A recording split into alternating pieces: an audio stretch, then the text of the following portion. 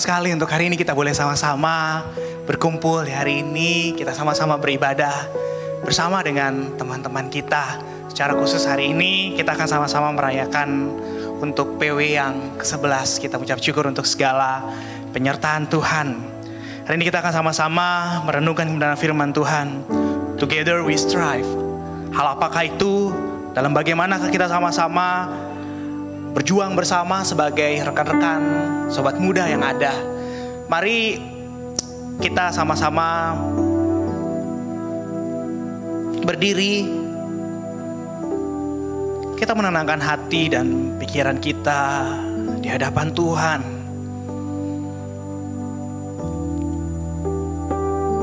Sehingga ketika kita pulang tidak sama seperti kita datang.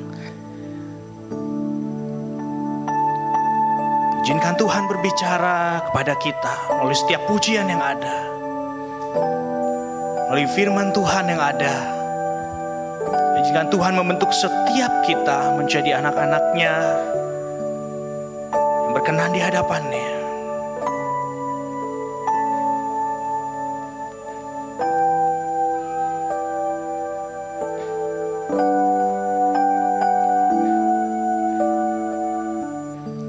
Mari kita yang siap untuk memuji, menyembah Tuhan.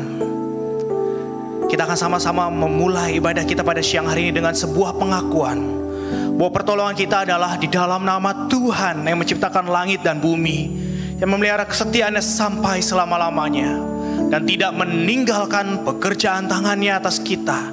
Turunlah atas kita sekalian kasih karunia, rahmat dan damai sejahtera dari Allah Bapa, Allah Anak dan Allah Roh Kudus. Amin.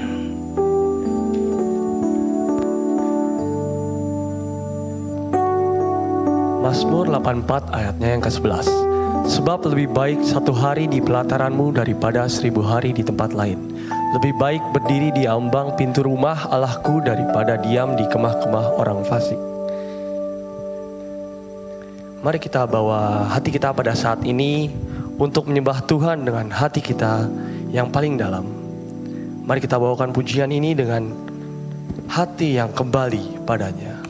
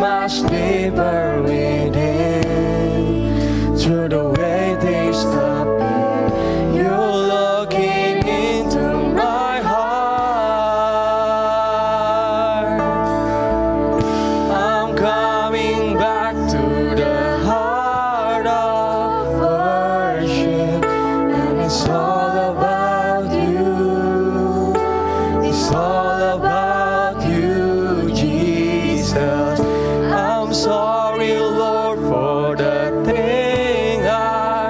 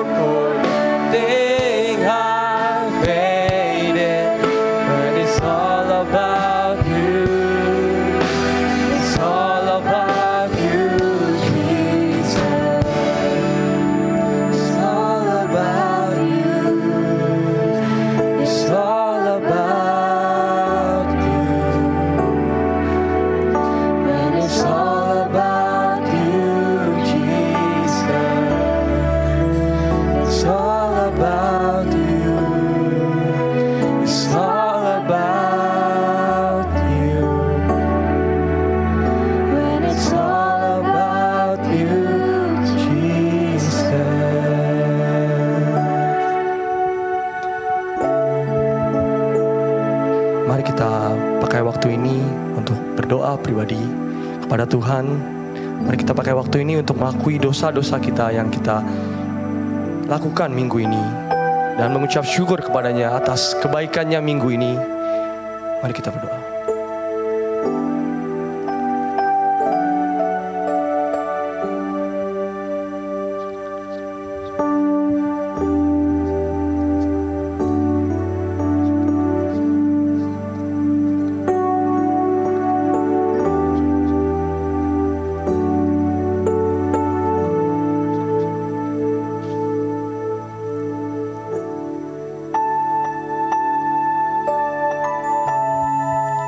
Tuhan, terima kasih karena Engkau telah mengumpulkan kami di sini ya Tuhan untuk beribadah.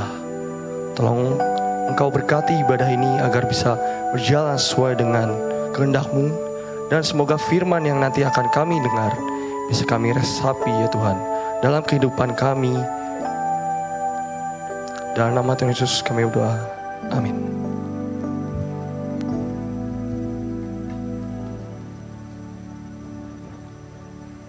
Bersama dengan orang-orang percaya di segala tempat dan di sepanjang abad, mari kita mengikrarkan pengakuan iman rasuli yang berbunyi demikian. Aku percaya kepada Allah, Bapa yang Maha Kuasa, Khalik langit dan bumi, dan kepada Yesus Kristus, Anak yang tunggal Tuhan kita, yang dikandung dari Roh Kudus, lahir dari anak darah Maria, yang menderita secara di bawah pemerintahan Pontius Pilatus, disalibkan, mati dan dikuburkan, turun ke dalam kerajaan maut.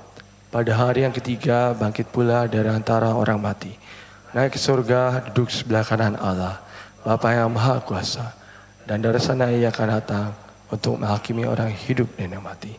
Aku percaya kepada Roh Kudus, gereja yang kudus, persekutuan orang kudus, pengampunan dosa, kebangkitan tubuh dan hidup yang kekal. Amin. Shalom semuanya. Lebih kenceng lagi dong, kita lagi semangat nih. Shalom semuanya. Oke. Nah, maka dari itu mari kita memuji Tuhan dengan semangat kita yang luar biasa, dengan sepenuh hati kita, karena Dialah yang berkuasa atas selama-lamanya.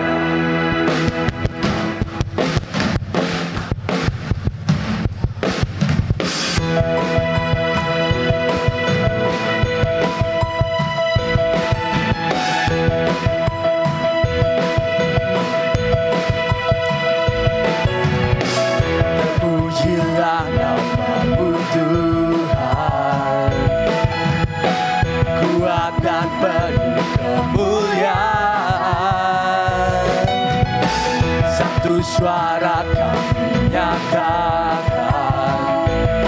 kebesaran-Mu tetap selamanya.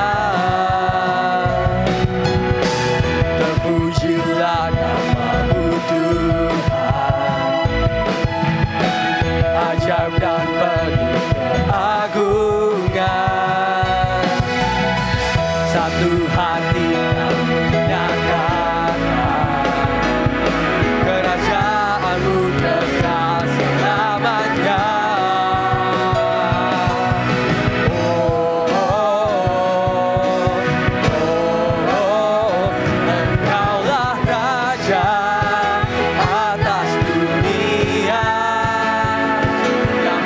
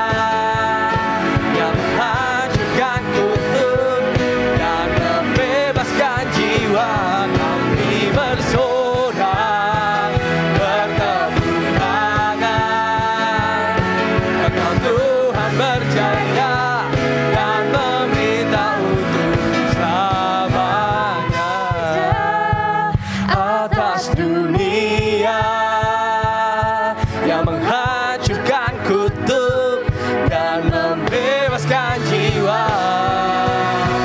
Engkaulah Raja atas dunia, yang menghancurkan kutuk dan membebaskan jiwa. Kami bersorak bertepuk tangan. Engkau Tuhan berjaya dan memerintah untuk selamanya.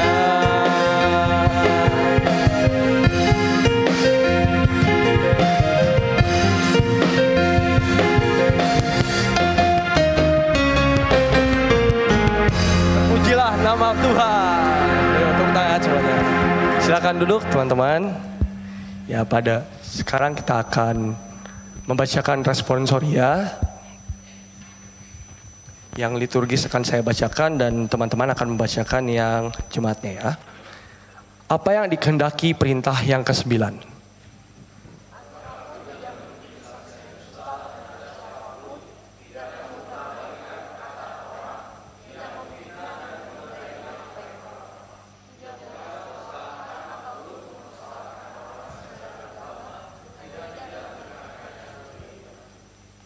Sebaliknya, aku harus tetap menghindarkan segala dusta dan tipu daya, karena hal itu adalah perbuatan iblis, agar aku tidak tertimpa murka Allah yang dahsyat. Agar aku di muka pengadilan dan dalam segala tindakanku mencintai kebenaran, berkata-kata dengan jujur, dan memberi kesaksian yang benar. Juga agar sedapat-dapatnya aku membela dan memajukan kehormatan dan nama baik samaku manusia. Amin.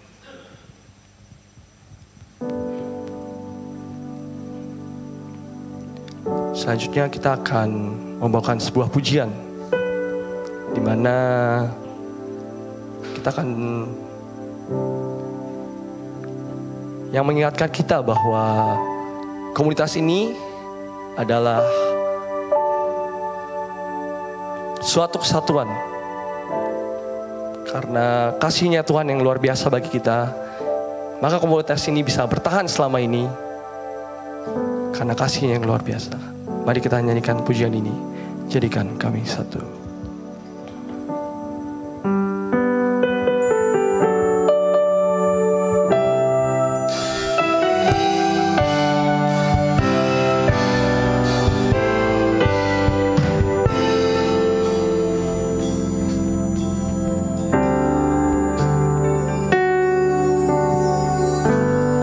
Kami rendahkan diri di hadapan-Mu,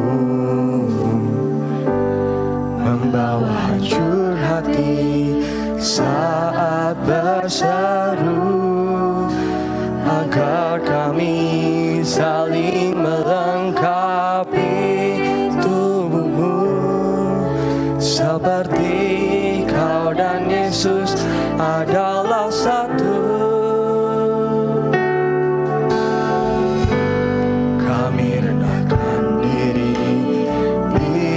Hadapan-Mu, membawa hancur hati saat berseru, agar kami saling melengkapi tubuh-Mu, seperti Kau dan Yesus adalah satu. Jadikan kami satu seperti kerinduan-Mu, agar dunia tahu bukti nyata dari kasih-Mu.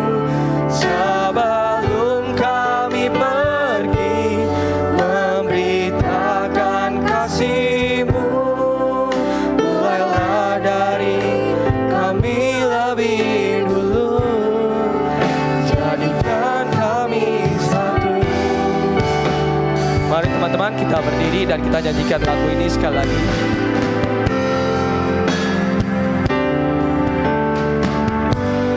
Kami rendahkan diri di hadapan-Mu, membawa hancur hati saat dapat berseru agar kami saling melengkapi tubuhmu seperti kau dan Yesus adalah satu. Jadikan kami satu seperti kerinduanmu agar dunia tahu bukti nyata dari kasih-Mu. Sebelum kami pergi memberitakan kasih-Mu, mulailah dari kami lebih dulu. Jadikan kami satu seperti kerinduanmu agar dunia tahu bukti nyata dari kasih-Mu. Sebelum kami pergi memberitakan kasih-Mu, mulailah dari kami lebih dulu. Jadikan kami satu. Mulailah dari kami lebih dulu. Jadikan kami satu.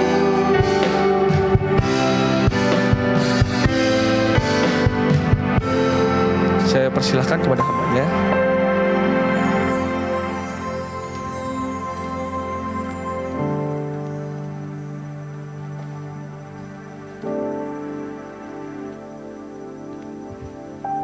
Mari rekan-rekan kita berdoa. Bapa, kami bersyukur sebab Engkau telah memanggil kami menjadi anak-anak-Mu. Engkau memilih kami sebelum dunia dijadikan, dan Engkau memimpin kami di dalam kehendak-Mu yang terbaik. Terima kasih untuk iman kami. Terima kasih untuk persekutuan di tempat ini, untuk progressive worship yang Tuhan terus pakai untuk membentuk kami bertumbuh di dalam iman dan semakin dalam mengasihi Engkau. Terima kasih untuk setiap momen yang terindah dalam hidup kami, di mana kami menikmati perjumpaan secara pribadi dengan Tuhan melalui puji-pujian. Dan saat ini Tuhan, kami menenangkan diri di hadapan Tuhan. Kami rindu Tuhan berbicara pribadi lepas pribadi atas kami semua, untuk meneguhkan kami, menguatkan kami, membawa kami di dalam pengenalan yang semakin dalam akan Engkau. Berkati waktu ini Tuhan, berkati firman-Mu yang akan kami baca, kami renungkan bersama-sama. Berkati hamba-Mu yang hina, yang sangat-sangat terbatas, yang tidak layak. Biarlah Tuhan yang layakkan di dalam anugerah-Mu, dan Tuhan yang memakai hamba-Mu menjadi alat di tangan-Mu. Berkati kami semua juga, biarlah Allah Roh Kudus bekerja di dalam hati kami, menolong kami, menerjemahkan firman-Mu ini di dalam hati kami, di dalam hidup kami masing-masing. Kami menyerahkan waktu ini ke dalam tangan-Mu, dalam nama Tuhan Yesus kami berdoa. Amin. Ya, silakan duduk teman-teman. Salam semuanya. Wow, ini luar biasa ya. Satu sukacita yang indah boleh berjumpa dengan teman-teman di tempat ini. Ini adalah kali pertama ya saya pelayanan di sini, karena memang kebetulan di tahun ini belum dapat jatah di ini ya, jadwal di Sunter ya. Kalau di beberapa tempat yang lain sudah pernah. Saya ingat ini kali kedua ya saya berkunjung ke gereja ini. Yang pertama kali itu di BPHT. Dan satu sukacita yang luar biasa boleh berjumpa dengan teman-teman sekalian. Katanya tak kenal maka tak sayang. Jadi saya akan memperkenalkan diri ya, karena takut nggak disayang. Saya guru Injil Noptianus. Saya pelayanan di Tambora teman-teman, yang gak jauh dari sini ya, di Jembatan 5. Saya udah ya kurang lebih 1,5 tahun ya di sana, baru juga bergabung di GKJ bersama dengan teman-teman. Saya sudah berkeluarga, punya istri satu, hanya satu ya, bukan masih satu, dan punya 2 anak. Masih kecil-kecil ya, 3 tahun, 2 tahun begitu. Dan saya membawa salam dari teman-teman dari Jembatan 5 kepada rekan-rekan semua yang ada di sini. Ya sekalipun kita mungkin berbeda tempat, tapi di dalam Tuhan kita satu. Ya di dalam GKJ kita satu, terlebih di dalam Tuhan kita adalah satu keluarga. Dan nggak lupa juga mengucapkan selamat ulang tahun bagi kita semua. Nggak nyangka loh, ternyata teman-teman usianya masih muda banget ya, masih 11 tahun ya. Ya selamat ulang tahun untuk Progressive Worship yang ke-11. Ya, kita terus doakan agar komunitas ini boleh terus semakin kuat ya, semakin solid untuk membawa kita semakin mantap juga di dalam iman kepada Tuhan. Oke teman-teman, saya kok rasanya terlalu banyak ini ya berbicara tentang ini. Kita akan langsung masuk di dalam tema kita, Together We Strive. Ini tentunya adalah tema yang sangat-sangat penting bagi kita. Kita buka dulu di dalam Filipi 2 ayat 1 sampai 11. Filipi 2 ayat 1 sampai 11. Silakan teman-teman membuka Alkitabnya masing-masing. Saya mengajak kita membaca bagian firman Tuhan ini secara responsif. Saya baca ayat ganjil, teman-teman ayat genap. Oke. Filipi 2 ayat 1 sampai 11. Saya akan memulai ayat 1. Demikian firman Tuhan. Jadi karena di dalam Kristus ada nasihat, ada penghiburan, ada persekutuan roh, ada kasih mesra dan belas kasihan.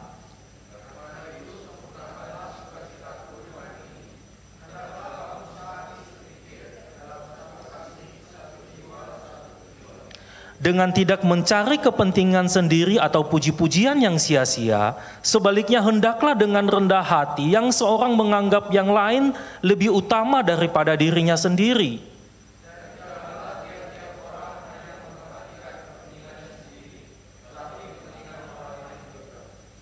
Hendaklah kamu dalam hidupmu bersama menaruh pikiran dan perasaan yang terdapat juga dalam Kristus Yesus.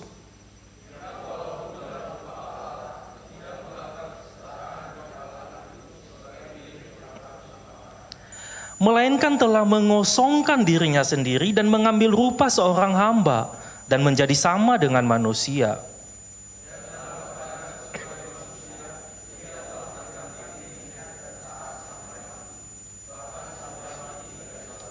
Itulah sebabnya Allah sangat meninggikan dia dan mengaruniakan kepadanya nama di atas segala nama.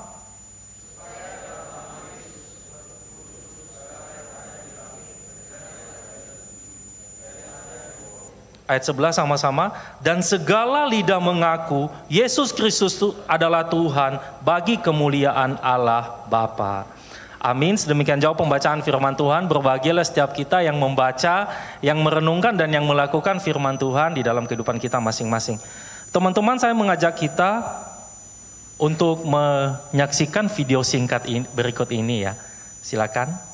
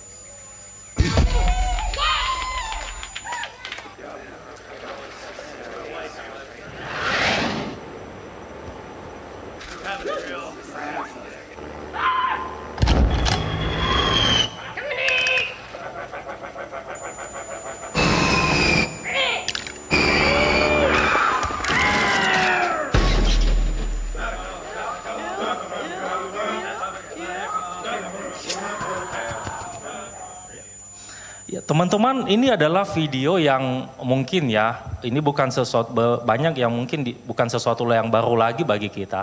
Tapi ini video mengandung satu pesan moral yang sangat penting tentang pentingnya kesatuan. Dengan kesatuan kita bisa melakukan hal-hal yang besar, dan dengan kesatuan juga kita bisa mengalahkan tantangan-tantangan yang besar. Kalau teman-teman perhatikan tadi ya, di bagian yang akhir, yang kepiting-kepiting itu ukuran kepitingnya nggak sama ya. Ada yang besar, ada yang kecil. Dan yang diincar oleh burung itu tadi kepiting yang kecil. Tetapi sekalipun ukuran mereka tidak sama, tetapi dengan bersatu, maka kelemahan yang kecil itu ditutupi oleh yang lain. Ini menunjukkan kalau kita itu hidup di dalam kesatuan, kita itu bersatu, kita bisa saling menutupi kelemahan satu sama lain. Kok ada nging ya? Bukan ini kan? Oh iya. Ya, kalau kita itu bersatu, kita bisa saling menutupi kelemahan satu sama lain ya. Nah, teman-teman yang dikasihi Tuhan, sebenarnya filosofi ini itu juga ada di dalam Alkitab, ada diajarkan di dalam Alkitab. Bahkan yang ini mungkin ya, sorry ya.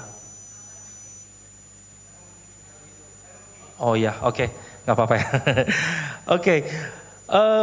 Sebenarnya ya, filosofi tentang kesatuan seperti ini itu juga sebenarnya ada di dalam Alkitab. Bahkan kalau kita lihat di dalam Alkitab, Tuhan Yesus itu memberikan kita perumpamaan yang lebih dalam lagi ya. Rasul Paulus maksudnya memberikan kita perumpamaan yang lebih dalam lagi, di mana di dalam Alkitab itu kita ini semua digambarkan sebagai anggota-anggota tubuh Kristus yang memiliki perannya masing-masing. Ya, di dalam pekerjaan Tuhan kita adalah anggota-anggota tubuh Kristus dengan Kristus sebagai kepala, dan kita punya peranan penting masing-masing di dalam komunitas kita. Ya, Rasul Paulus mengatakan ya bahwa di dalam anggota-anggota tubuh kan tangan, kaki, kepala itu punya peranan masing-masing.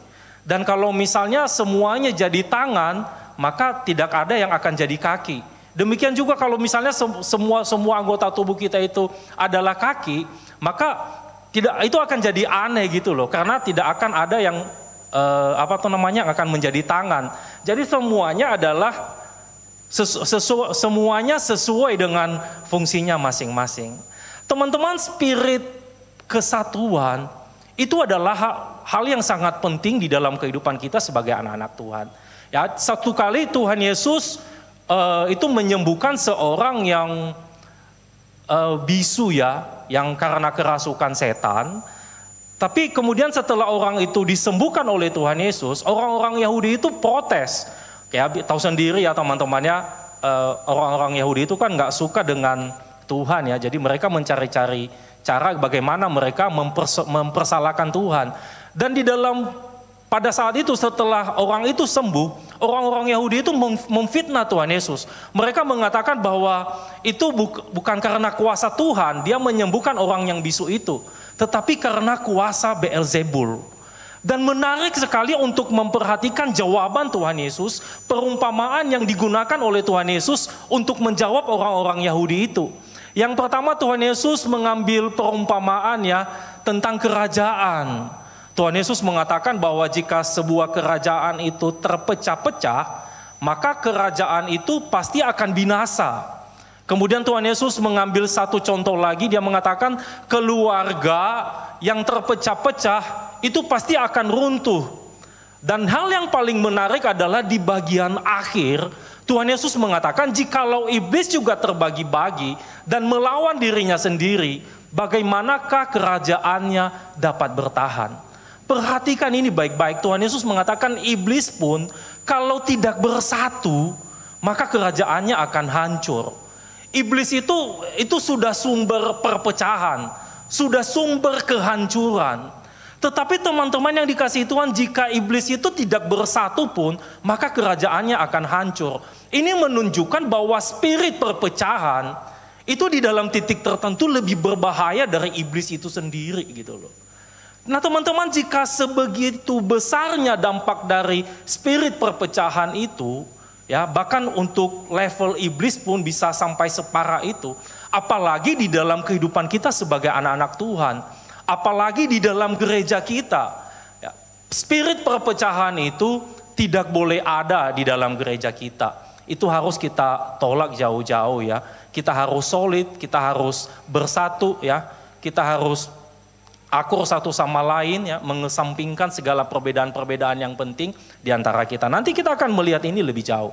Nah teman-teman, surat Filipi yang barusan kita baca ini tadi, ini adalah surat yang dituliskan oleh Rasul Paulus pada saat dia sedang berada di dalam penjara. Jadi Rasul Paulus itu ditangkap karena memberitakan Injil, dan di dalam penjara itulah dia menuliskan surat ini. Mungkin teman-teman yang ikut ibadah kebaktian minggu lalu ya, itu ada banyak dibahas juga tentang latar belakang surat Filipi ini, dan kebetulan juga ayatnya kan dari Filipi ya. Kalau teman-teman ada ikut ibadah umum minggu lalu. Nah teman-teman yang dikasihi Tuhan, Rasul Paulus itu karena dibelenggu begitu ya, dia tidak bisa mengunjungi jemaat Filipi. Tetapi yang uniknya, dinding-dinding penjara dan belenggu itu tidak menghalangi Rasul Paulus untuk tetap melayani jemaat yang ada di Filipi. Dia menuliskan surat ini.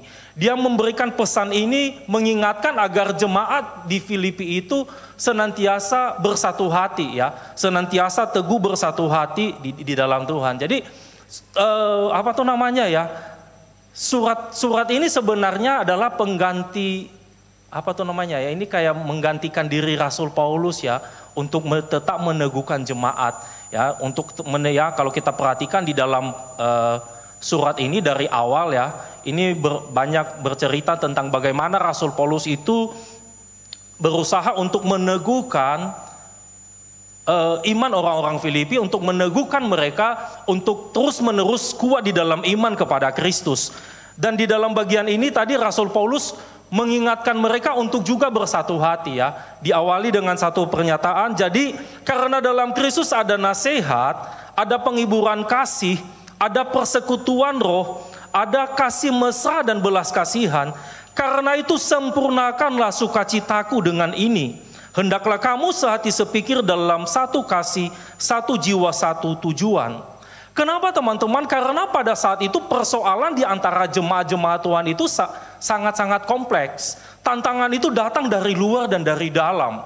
Ya, Rasul Paulus yang sudah mendekam di dalam penjara dan para pengikut Kristus itu dikejar-kejar. Orang-orang Yahudi bekerja sama dengan pemerintah Romawi berusaha untuk menangkap orang-orang Kristen dan memenjarakan mereka seperti Rasul Paulus.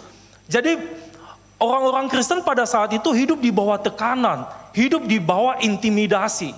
Dan tantangannya bukan hanya dari luar, dari dalam sendiri muncul masalah demi masalah di antara jemaat. Muncul benih-benih perpecahan. Bahkan kalau kita lihat di dalam pasal yang pertama itu ya, Rasul Paulus mengatakan di situ bahwa ada orang-orang yang menyusup di antara jemaat. Mereka berpura-pura memberitakan Injil.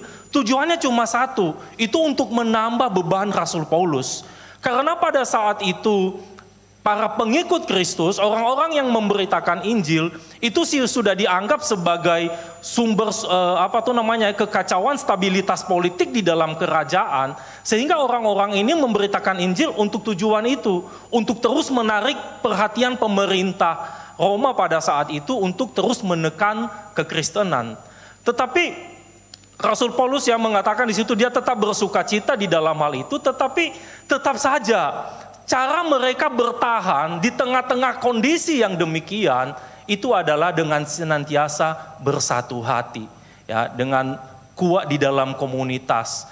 Ya, karena Rasul Paulus tidak bisa bersama-sama dengan mereka kan. Jadi ya teman-teman bisa kebayang lah, Rasul Paulus ini nggak bisa mengunjungi jemaat di Filipi dan kemudian dia menulis surat ini, dia berpesan dengan sangat-sangat tegas kepada mereka untuk senantiasa menjaga kesatuan hati.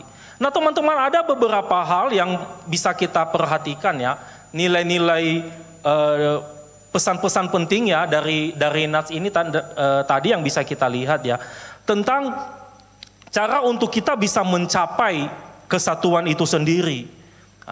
Wow, ini langsung muncul ya begini. Oke. Yang pertama teman-teman adalah mengesampingkan agenda pribadi dan pencitraan terselubung. Kalau teman-teman perhatikan tadi di dalam nats ini, Rasul Paulus di sini menyinggung tentang orang-orang yang memperjuangkan kepentingan pribadi. Dia Rasul Paulus mengatakan biarlah kita ini ya, kalau kita lihat tadi mulai dari ayat yang ketiga ya, Rasul Paulus mengatakan kita ini jangan mencari kepentingan sendiri atau pujian yang sia-sia. Teman-teman yang dikasihi Tuhan, sejujurnya ya, ini adalah salah satu penyakit gereja hari ini ya. Orang-orang yang mencari keuntungan-keuntungan tersendiri, keuntungan pribadi di dalam pekerjaan Tuhan. Beberapa tahun yang lalu itu di gereja tempat saya pelayanan sebelumnya ya, tiba-tiba ada orang yang ngakunya itu dari gereja tertentu, dia menawarkan diri untuk mengadakan seminar bisnis di gereja kami. Katanya di sekitar kota itu dia sudah mengunjungi beberapa gereja dan dia disambut baik dan mereka semua terberkati. Ya karena kami tahu gereja asalnya dia ya, kami percaya dengan, sekalipun ini bukan yayasan milik gereja ya, ini tidak ada hubungannya dengan gereja, ini murni adalah pelayanan pribadi, tetapi karena gereja tempat dia beribadah itu adalah gereja yang cukup terkenal dan juga seasas dengan kita pada saat itu ya, akhirnya kita membuka diri, kita kemudian mengizinkan mereka untuk mengadakan seminar itu di gereja. Dan benar kami mengumpulkan jemaat, kami sampai itu mengumumkan di dalam warta ya. Dan kemudian orangnya datang dan mengadakan seminar. Sebelum seminar dia sharing firman Tuhan dulu. Dan firman Tuhan yang dibawakan itu sangat-sangat baik sekali ya. Jadi sangat-sangat dalam sekali penggaliannya, nilai-nilai kebenarannya sangat tinggi. Tetapi ujung-ujungnya setelah dia seminar itu, dia memperkenalkan tentang bisnis yang sedang dia buka pada saat itu. Itu sebenarnya online shop ya. Nggak tahu teman-teman ada pernah dengar EB Market atau belum? Apa belum ya?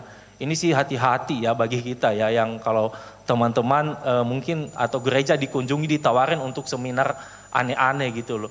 Ya itu sebenarnya online shop ya, semacam Tokopedia dan lain-lain pada saat itu ya. Dan kemudian teman-teman dia mulai menggiring jemaat itu untuk yang menawarkan lah, ya sebenarnya sampai pada batas itu wajar-wajar saja kan. Dan kemudian dia mengatakan ya oke, kalian bisa jadi member, beli tempat di sana ya, bisa daftarin toko di online shopnya dia itu ya. Dan kemudian teman-teman ya, jemaat juga yang nggak tahu apa-apa kan ya, mereka daftar, mereka langsung ada yang transfer, via transfer, ada yang langsung bayar pada malam hari itu. Teman-teman yang mengecewakan adalah beberapa minggu kemudian nggak ada kesinambungan, jadi tiba-tiba orang ini nggak bisa dihubungi gitu loh. Dan kemudian ya dia kalau ya sempat dia ada sempat dihubungi, tapi dia dengan banyak alasan, ini Pak, ini nanti akan berkembang kok, ini nanti barang Bapak silakan aja kirim fotonya, nanti kita posting di sana dan sebagainya. Kami ini lagi promosi dan lain-lain. Tetapi selang beberapa bulan tetap sama. Waduh, itu benar-benar membuat banyak jemaat itu kecewa ya. Dan kami juga nggak bisa apa-apa ya. Sebenarnya sih malam itu ya, di tengah-tengah dia seminar udah melihat dia agak melenceng. Itu kita sebenarnya udah mulai ada firasat itu. Tetapi kan mikirnya ya udahlah ya, mungkin ya gimana juga kan, jemaat juga udah sangat-sangat antusias. Malahan mereka menggebu-gebu ya, karena banyak janji-janji manis yang ditawarkan di situ. Ini kami sudah punya pasar yang besar. Ini nanti pembeli barang dari Bapak Ibu itu bukan hanya di sini, tetapi nanti kami punya link ke sini, punya link ke sana. Ini link kami ini sudah terhubung dengan ini, dengan itulah. Banyak sekali janji-janji manis yang dia tawarkan. Nah, teman-teman yang dikasihi Tuhan, hal-hal yang seperti ini yang kadang-kadang banyak terjadi di dalam gereja-gereja Tuhan ya. Ada orang-orang tertentu itu yang mencari keuntungan-keuntungan pribadi di dalam gereja. Dan ini sih tidak boleh ada di dalam gereja kita. Atau hal-hal yang lain teman-teman ya, bukan rahasia umum lagi hari ini. Berapa banyak gereja itu yang sudah menjadi badan usaha. Ya, ada gereja-gereja tertentu yang memang benar-benar mengejar profit. Ya, mengajarkan ya, mempush jemaatnya itu untuk memberi persembahan yang besar dan dengan janji-janji yang besar pula, tetapi bukan untuk pembangunan pekerjaan Tuhan. tapi untuk jalan-jalan ke luar negeri. Itu bukan rahasia umum lagi hari ini teman-teman. Atau gereja-gereja yang sudah menjadi panggung politik. Jujur teman-teman, di usia kalian saya itu pernah meninggalkan gereja gara-gara kecewa. Papa saya itu dulu kalau di kita BPJ ya, kalau di kami itu penatua, ya namanya penatua. Papa saya itu jadi penatua itu ada mungkin 12 tahun ya, dia menjadi penatua di gereja. Dan saya menyaksikan pelayanannya dari kecil. Ya banyak rekan-rekan penatua, bahkan kadang-kadang hamba Tuhan datang ke rumah sebelum rapat untuk mengadakan rapat ini dulu gitu loh. Ya mereka memperjuangkan kepentingan-kepentingan tertentu di situ. Ya iya sih kalau misalnya itu benar-benar untuk kepentingan kemajuan pekerjaan Tuhan ya. Tapi kalau itu hanya untuk kepentingan pribadi itu kan buat kita sebagai orang-orang muda jadi alergi ya. Dan yang paling membuat saya tidak suka itu adalah setiap kali selesai rapat, mereka itu suka kumpul di rumah saya. Nah, para penatua-penatua ini dan di situ mereka cerita satu sama lain dengan tertawa puas gitu yang menceritakan bagaimana mereka saling menyindir di dalam rapat. Waduh, itu benar-benar melelahkan sekali dan itu akan benar-benar merusak pekerjaan Tuhan gitu loh teman-teman. Kita jangan sampai itu ada di dalam gereja kita. Kita ini adalah orang-orang muda, calon pemimpin masa depan. Di dalam gereja itu cukup satu agenda saja, yaitu agendanya Tuhan. Jangan lagi ada disisip-sisipkan kepentingan lain, apalagi kepentingan keangkuhan. Saya pernah dulu pelayanan di satu gereja ya. Dan di gereja itu saya cukup terkejut melihat di setiap bangku itu ada nama-nama tertulis di situ. Kemudian saya mikir ini mungkin nama orang yang duduk di situ ya. Jadi gereja ini tentukan tempat duduk. Kemudian saya coba dekati pengurus gerejanya, saya tanya, Pak, ini di kursinya kok ada nama-namanya ya? Tahu nggak jawabannya apa? Itu nama yang nyumbang, Pak. Teman-teman, ya ini adalah fakta yang kadang-kadang buat apa gitu loh. Buat apa kita mempersembahkan sesuatu untuk Tuhan, tetapi tujuannya hanya untuk pencitraan. Banyak orang yang melakukan hal-hal yang besar ya di dalam gereja, memberikan uang yang banyak. Tetapi tujuannya itu bukan sungguh-sungguh untuk Tuhan, untuk melayani Tuhan. Tetapi hanya untuk pencitraan, untuk terlihat hebat gitu loh. Ini kita orang-orang muda kita hilangkan spirit ini. Semuanya itu gak ada gunanya. Kita malah mencuri kemuliaan Tuhan di sana. Itu seakan-akan kita menipu Tuhan. Kita berikan sesuatu kepada Tuhan. Tetapi yang kita harapkan upahnya itu untuk kita. Yang kita harapkan orang-orang itu berterima kasihnya kepada kita. Yang kita harapkan pujiannya itu untuk kita. Teman-teman yang dikasihi Tuhan, ini godaan yang cukup serius di dalam pelayanan juga sebenarnya ya. Kalau di Tambora itu saya melayani di departemen ibadah. Jadi saya seringkali memberikan siraman rohani lah, memberikan nasihat firman Tuhan kepada pelayan-pelayan Tuhan di Tambora. Dan satu hal yang sering saya tekankan kepada mereka, yaitu adalah kita itu jangan membeda-bedakan pelayanan atau membanding-bandingkan pelayanan. Pelayanan itu tidak ada pelayanan yang besar dan tidak ada pelayanan yang kecil. Ya sekalipun mungkin kami hamba Tuhan itu tidak berarti berkhotbah itu adalah pelayanan yang lebih besar. Dan kemudian yang jadi penyambut jemaat, yang jadi kolektan itu hanya pelayanan kecil. Apalagi kalau di Tambora itu dipisah ya, ada pelayanan profetik dan non-profetik. Pelayanan profetik itu adalah pelayanan mimbar, jadi WL, jadi singer. Dan yang non-profetik itu adalah yang menjadi penyambut, yang menjadi kolektan, yang melayani yang biasanya di luar-luar mimbar begitulah. Kadang-kadang teman-teman kita itu terjebak di dalam konsep itu. Kita membeda-bedakan pelayanan, menjadi WL itu lebih hebat. Kenapa? Karena berdiri di depan jemaat. Jadi singer itu pelayanan yang lebih besar gitu loh. Kenapa? Karena berdiri di depan. Teman-teman, saya selalu ingat dulu perkataan dosen saya ya. Di salah satu kelas tentang pelayanan ya. Kami waktu itu, saya lupa mata kuliahnya apa ya. Dan pada saat itu dia berpesan kepada kami ya. Kebetulan ya kelas itu tentang bagaimana mempersiapkan khotbah. Kebetulan di depan kampus kami itu ada seorang karyawan di situ lagi nyapu. Dosen saya itu berpesan begini, kalian jangan kira bahwa pelayanan mimbar kalian jadi pengkhotbah itu lebih besar upahnya di hadapan Tuhan. Atau lebih besar nilainya di hadapan Tuhan. Kalau kalian pelayanan tidak mempersiapkan diri dengan baik, tidak benar-benar tersungkur di hadapan Tuhan, bersandar pada anugerah Tuhan, maka itu bapak-bapak itu yang nyapu itu di depan, apa yang ia lakukan itu lebih berkenan kepada Tuhan daripada pelayanan-pelayanan yang mungkin di dalam cara pandang kita pelayanan-pelayanan mimbar ya, yang dilakukan tidak dengan sepenuh hati. Apalagi kalau kita lakukan dengan keangkuhan. Karena memang godaannya itu begini teman-teman, karena panggung ini kan, ini juga di samping ini adalah altar, ini juga adalah sebuah panggung. Dan itu godaannya kita berada di depan orang, di atas sebuah panggung disaksikan oleh semuanya.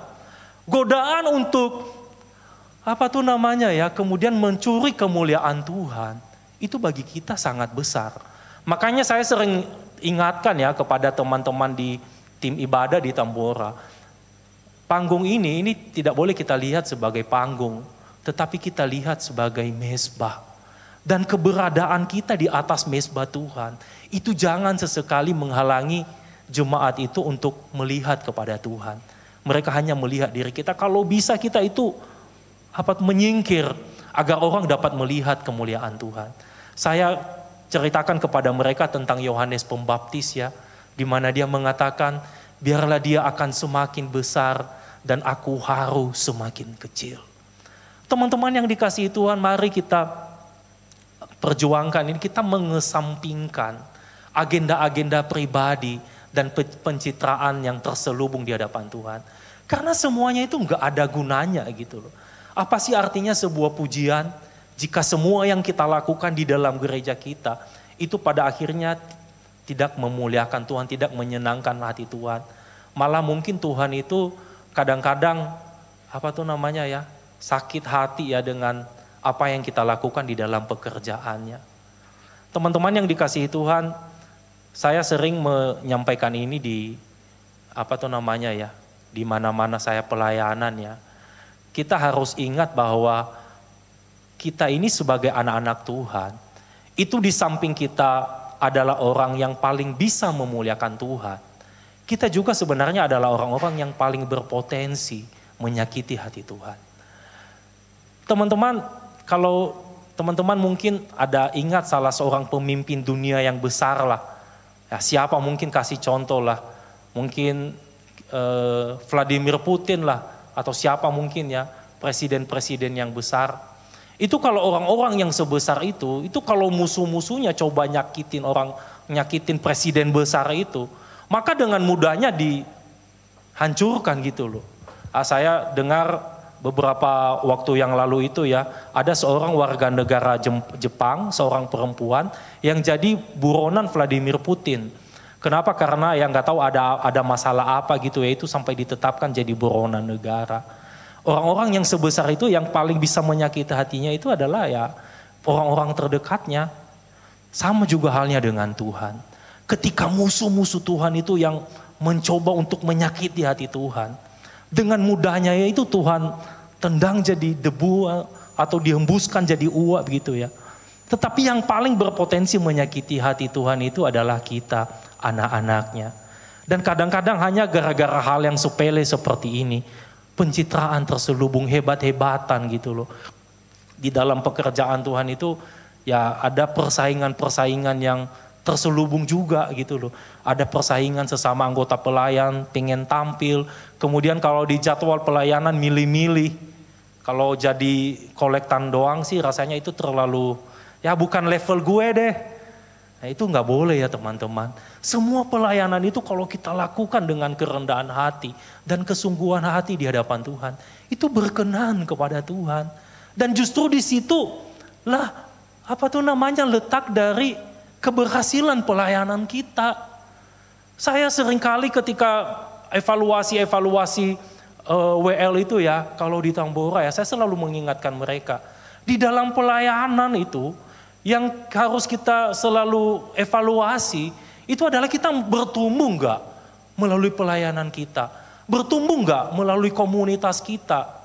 Jangan-jangan yang bertumbuh bukan iman kita, tetapi keangkuhan kita.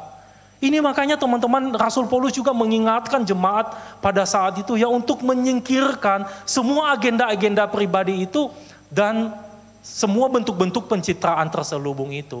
Kemudian bagian yang kedua adalah rendah hati dan saling mengutamakan.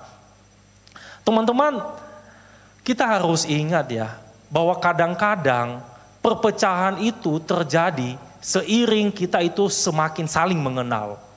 Ya, kalau mungkin kita awal-awal itu belum mengenal satu sama lain ya, misalnya kita ke gereja tertentu mungkin ya, atau mungkin kita bergabung di komisi tertentu, mungkin kita masih remaja naik ke pemuda gitu ya, naik ke youth-nya ya. Awal-awal sebelum kenal itu biasanya kita lebih respect, tapi kadang-kadang kalau sudah semakin mengenal, udah mulai tahu kartu asnya gitu loh, udah mulai tahu kelemahan-kelemahannya. Kadang-kadang itu berpengaruh pada sikap hati kita ya, dan berpengaruh pada pola-pola relasi kita. Kadang-kadang kita pada akhirnya nggak terlalu respect dengan teman-teman kita gitu loh. Gitu, gua kira dulu begini, ternyata gitu doang. Nah teman-teman yang dikasihi Tuhan, kalau kita tidak punya spirit kerendahan hati, maka kita akan cenderung menjadi orang seperti itu.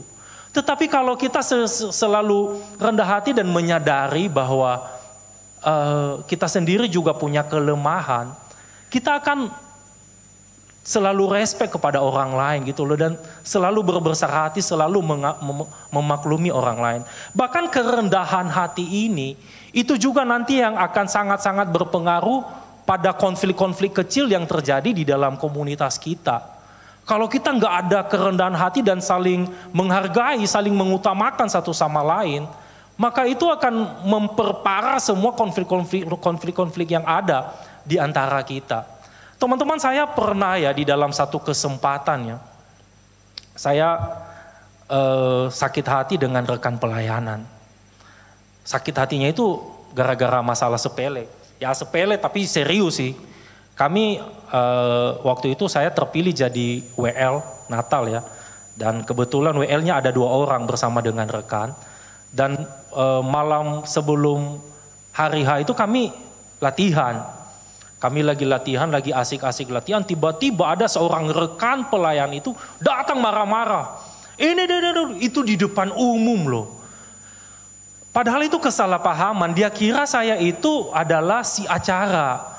Padahal pada kepanitiaan saat itu saya memilih untuk tidak terlibat di dalam kepanitiaan. Kenapa? Karena sudah terlibat di dalam pelayanan dan kebetulan saya saat itu pembina pemuda juga ya, pemuda remaja ya. Jadi saya memutuskan untuk tidak terlibat di dalam kepanitiaan. Waduh itu sakit banget teman-teman. Dan ya pastikan kita sebagai anak-anak Tuhan itu tertuduh kan dengan sakit hati dan dengan dendam yang ada di dalam hati kita kan. Kita tertuduh, tapi kadang-kadang yang membuat kita sulit untuk mengampuni itu adalah keangkuhan. Kita nggak mau rendah hati gitu loh. Dan itu menjadi penyakit ketika saya keesokan harinya itu berdiri di atas mimbar memimpin ibadah Natal. Di dalam liturgi kita di sana sama dengan kita di sini ya, tadi ya ada sesi doa pengakuan dosa. Waduh itu berat sekali loh teman-teman. Saya tuh benar-benar nggak bisa berdoa. Saya ingin mengampuni tapi keangkuhan itu terlalu tinggi dan saya juga merasa sakit gitu loh.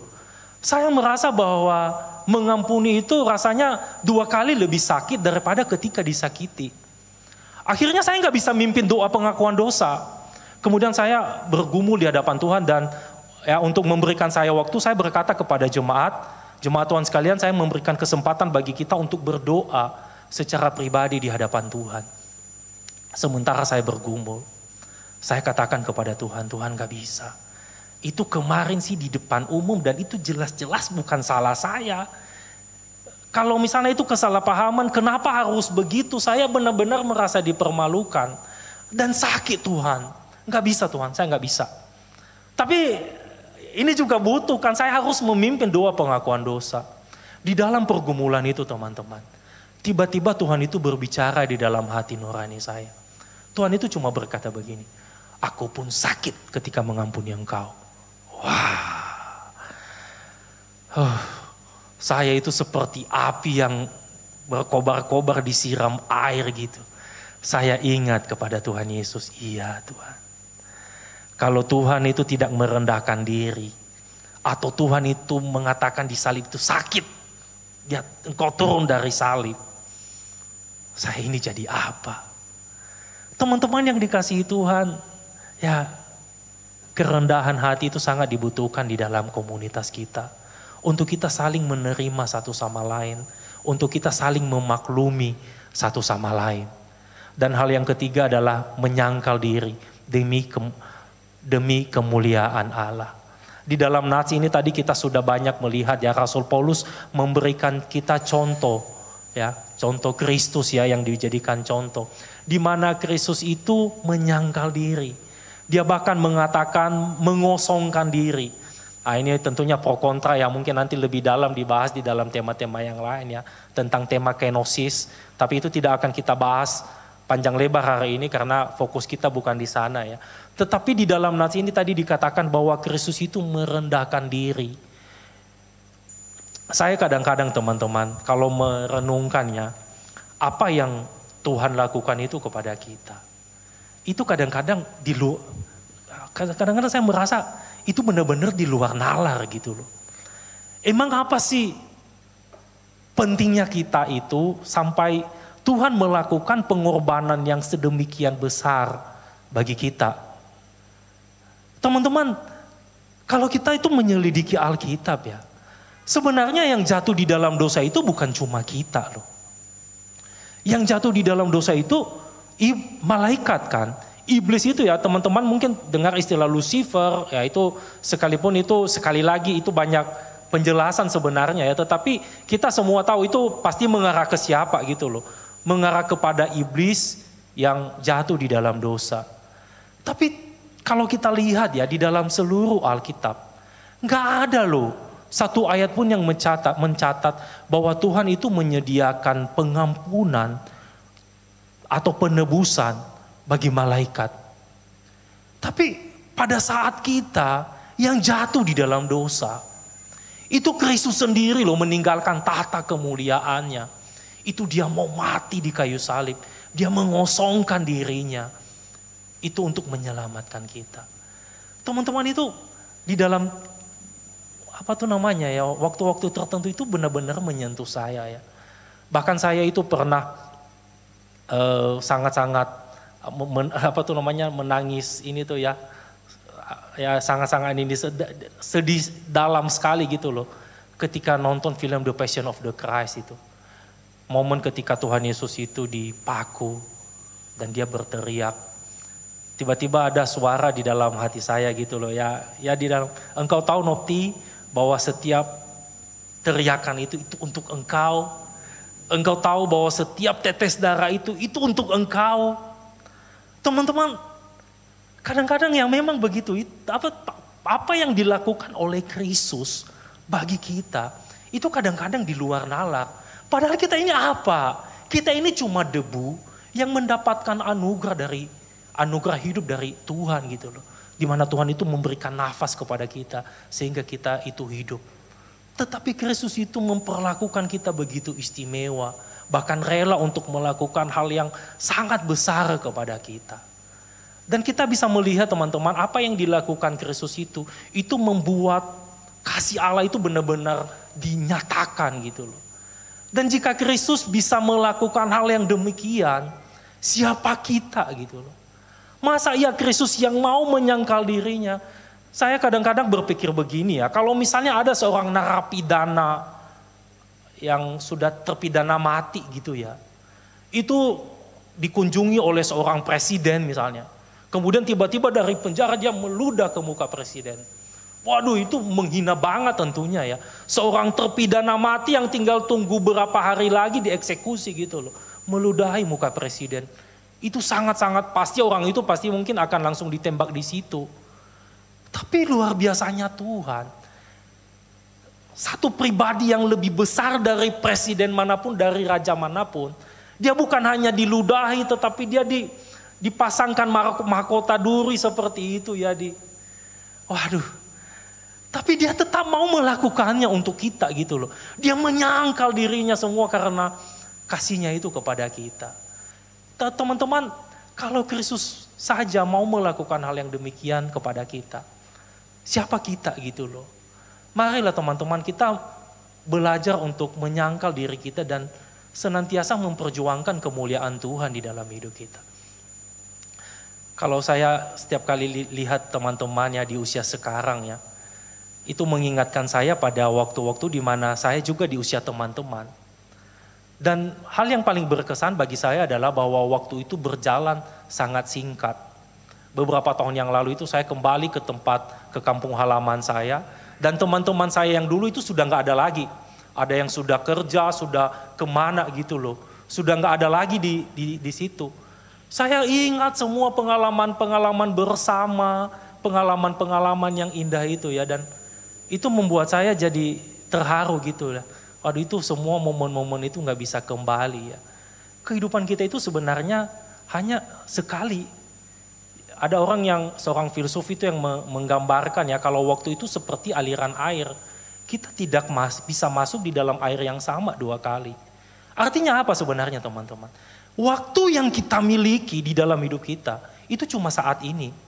Masa lalu kita itu bukan milik kita lagi. Dan masa depan itu belum tentu milik kita. Yang kita miliki, waktu yang kita miliki itu hanyalah saat ini. Sekarang pertanyaannya adalah lu mau isi dengan apa gitu loh. Mengisinya dengan hal yang sia-sia atau mengisinya dengan kemuliaan Tuhan.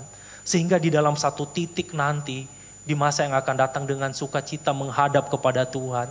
Dan semua itu menjadi kebanggaan. Ketika kita itu benar-benar memperjuangkan kemuliaan Tuhan. Saya yakin teman-teman di dalam komunitas kita di tempat ini, kalau kita menerapkan 3 hal ini ya, kita mengesampingkan agenda pribadi dan pencitraan terselubung tadi, di dalam gereja kita, di dalam progressive worship ini, hanya ada satu agendanya Tuhan. Kemudian kita rendah hati, saling mengutamakan satu sama lain, saling peduli satu sama lain, dan kita juga menyangkal diri kita demi kemuliaan Allah. Itu akan membuat komunitas kita kuat. Dan itu akan membuat kita juga secara pribadi itu kuat. Banyak anak-anak muda itu yang jatuhnya karena nggak punya komunitas. Ya, dia sebenarnya anak-anak yang taat, anak-anak yang baik-baik. Tetapi karena tidak punya komunitas, itu terseret kepada arus dunia. Terseret jatuh di dalam dosa kehancuran begitu. Komunitas itu adalah hal yang sangat-sangat kita butuhkan di mana kita saling membangun, saling mendoakan. Mari kita menjaga komunitas kita. Saya sering mengatakan ini ya teman-teman. Kita ini adalah anak-anak Tuhan. Betul ya? Berarti pekerjaan Tuhan itu adalah milik kita. Gereja, komunitas ini, progressive worship. Ini semua adalah milik Bapa kita. Ini milik kita juga. Di dalamnya kita adalah keluarga. Dan marilah kita hidup benar-benar sebagai satu keluarga. Kita benar-benar memperjuangkan spirit kesatuan itu yang didasari oleh kasih Kristus itu di tengah-tengah kita. Saya yakin teman-teman, bukan hanya komunitas kita tidak hanya kuat, tetapi komunitas kita, progressive worship ini, itu akan memancarkan kemuliaan Tuhan dan menjadi berkat. Dan itu akan memberikan kita semua sukacita yang sangat besar. Biarlah firman Tuhan ini boleh menjadi berkat bagi kita semua. Biarlah kita senantiasa hidup di dalam kesatuan hati. Kita berjuang sama-sama.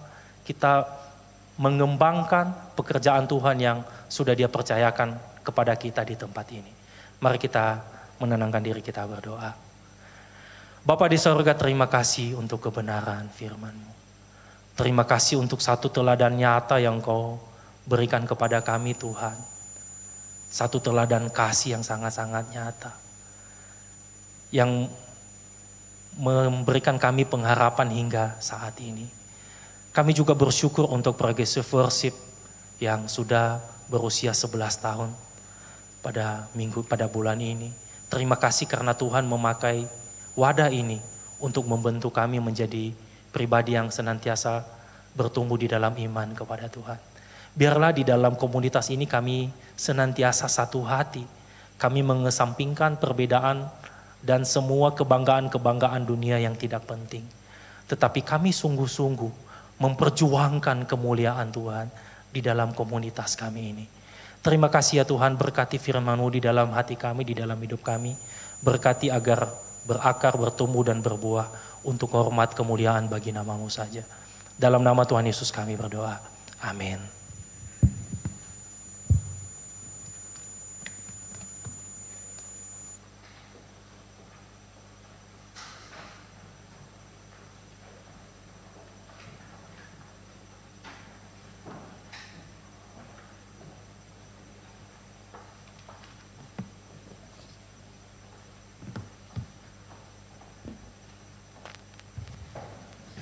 Terima kasih untuk Guru Injil Noptianus atas khotbahnya yang luar biasa. Dan semoga firman ini yang kita dengarkan bisa kita terapi dalam kehidupan kita. Dan sekarang kita akan memberikan persembahan. Dipersilahkan untuk para petugas untuk maju ke depan dan kita akan menyanyikan pujian Betapa Hatiku.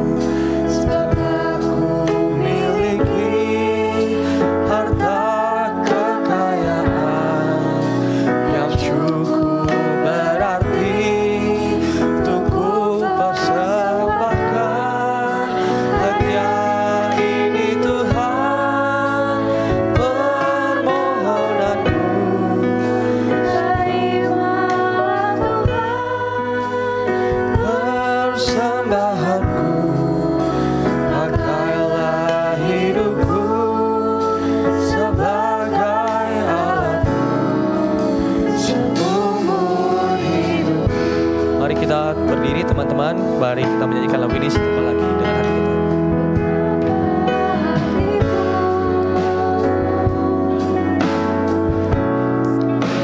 Berterima kasih Yesus, Kau mengasihiku, Kau memilikiku.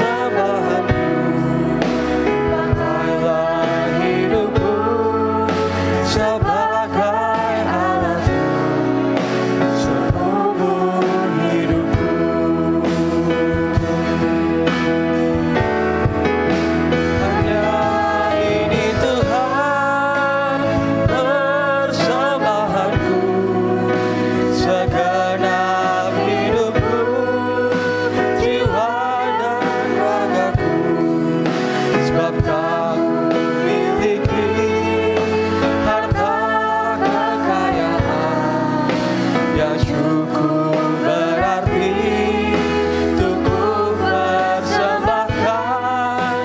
Hanya ini Tuhan permohonanku. Terimalah Tuhan persembahanku. Pakailah hidupku sebagai alatmu seumur hidupku.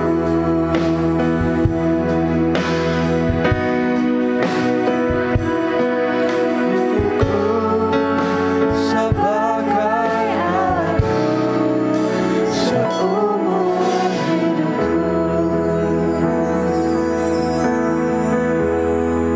Dipersilahkan untuk yang bertugas untuk berdoa. Mari kita bersatu dalam doa. Ya Allah Bapa yang di surga, dalam mengasih atas pimpinanmu dalam ibadah kami pada siang hari ini. Sekarang kami sudah memberikan sebagian apa yang sudah Engkau percayakan kepada kami. Tuhan tolong berkati persembahan ini agar dapat berguna untuk gereja dan juga orang-orang di sekitarnya. Terima kasih ya Tuhan, dalam nama-Mu kami sudah berdoa dan mengucap syukur. Amin.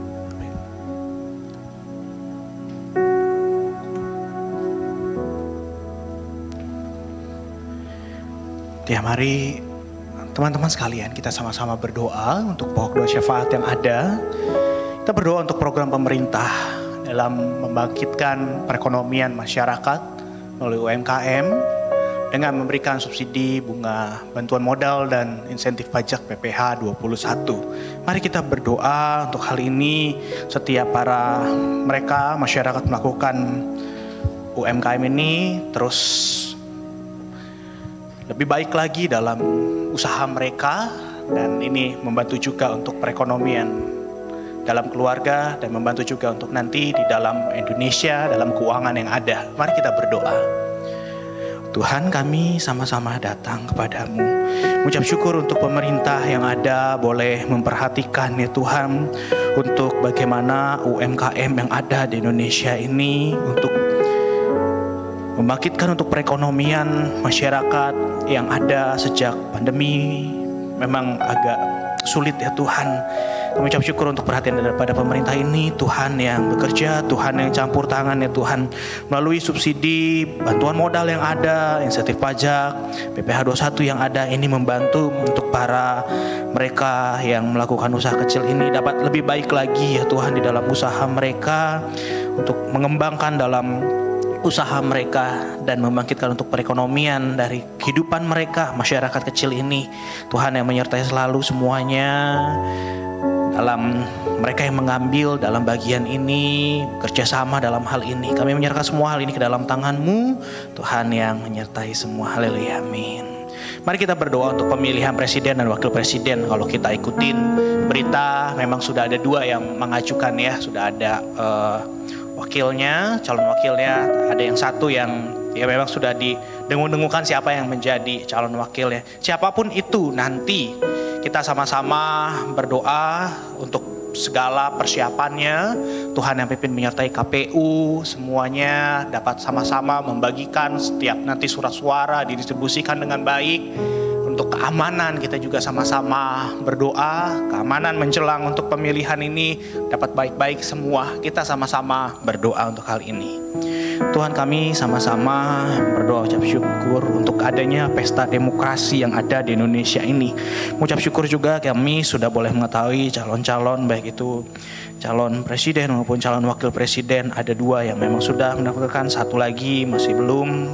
Kami berdoa menyerahkan dalam tangan-Mu siapapun nanti dari 3 yang ada ini, kami boleh Tuhan berikan hikmat melihat siapa yang ada untuk kami boleh pilih untuk menjadi calon pemimpin, untuk membawa Indonesia lebih baik lagi, lebih maju daripada saat ini. Tongkat estafet daripada pemerintahan saat ini Pak Jokowi. Kami berdoa menyerahkan dalam tangan-Mu untuk setiap KPU yang ada dalam mempersiapkan untuk pemilihan umum di tahun 2024. Untuk segala biaya yang dibutuhkan, untuk segala hal yang didistribusikan, itu dapat dilakukan secara merata ya Tuhan. Dan kami rindu bahkan boleh terjadi hanya satu putaran saja, karena ini juga akan mempengaruhi untuk pengeluaran yang dikeluarkan oleh negara kami. Tuhan yang menyertai untuk segala keamanan yang ada, hal yang dibutuhkan. Tuhan yang menyertai setiap aparat keamanan dalam menjaga keamanan Republik Indonesia ini dalam menjelang untuk pemilihan umum. Kami berdoa menyerahkan semua ke dalam tangan-Mu, Tuhan yang campur tangan semuanya ya Tuhan. Dalam nama Tuhan Yesus Kristus menyerahkan hal ini, amin. Selanjutnya kita mengucap syukur untuk setiap panitia Natal yang ada. Kita berdoa mendukung setiap panitia Natal dalam memikirkan segala hal untuk nanti kita sama-sama Natalan di bulan Desember. Kita doakan untuk semua persiapan acara, latihan-latihan. Beberapa rekan-rekan juga sudah terlibat, ada choir dan lain-lain. Kita berdoa untuk pengkhotbah juga Pendeta Yohanes Adri untuk dana yang dibutuhkan 70 juta sekian untuk semua jemaat. Kita semua dapat mempersiapkan diri kita sehingga Natal tahun ini tidak hanya berlalu begitu saja. Mari kita berdoa. Tuhan, mengucap syukur juga untuk panitia Natal yang ada, yang sudah dibentuk. Biarlah Tuhan yang memimpin menyertai dalam setiap tugas tanggung jawab mereka masing-masing. Ada bagian mereka boleh bekerja sama dengan baik satu dengan yang lainnya. Dalam tim mereka bekerja sama dengan baik juga ya Tuhan. Berdoa menyerahkan dalam tangan-Mu. Setiap latihan-latihan sudah dimulai, mulai dari anak sekolah minggu sampai dengan lansia, semua dilibatkan ya Tuhan. Kami rindu sama-sama dalam melayani Tuhan, persiapkan dalam Natal ini. Tuhan yang menyertai kami dalam mempersiapkan diri kami, hati kami ya Tuhan, dalam menyambut akan kelahiran-Mu sehingga Natal ini tidak berlalu begitu saja ya Tuhan. Kami berdoa menyerahkan dalam tangan untuk dana yang dibutuhkan. Tuhan juga yang boleh menggerakkan setiap jemaat-Mu untuk boleh sama-sama terlibat, tergerak dalam hal ini untuk dana yang dibutuhkan kurang lebih 70 jutaan. Dan berdoa untuk hamba-Mu juga dalam segala persiapan untuk menyampaikan kebenaran firman Tuhan. Pendeta Yohanes Adri, Tuhan yang memberikan hikmat bagaimana dalam menyampaikan kebenaran firman Tuhan. Kami berdoa menyerahkan semua setiap hal ini, pokok doa ini ke dalam tangan Tuhan. Kami percaya Tuhan adalah Tuhan yang mendengar, Tuhan yang akan menjawab semuanya seturut dengan waktu kehendak Tuhan. Terima kasih, haleluya, amin. Ya, silakan duduk semuanya. Ya, mewakili segenap jemaat BPJ hamba Tuhan mengucapkan terima kasih Guru Injil Tianus untuk pelayanannya. Tuhan Yesus yang terus memberkati. Ya, mengucapkan selamat datang juga untuk setiap teman-teman yang baru pertama kali hadir. Tadi sih di bawah saya kenalan ada satu. Di mana dia tadi ya? Ian salah. Ian mah temennya Sony. Wan, mana Wan? Oh ya, Wan ada di belakang sana ya. Senang sekali untuk boleh sama-sama bergabung bersama dengan kita.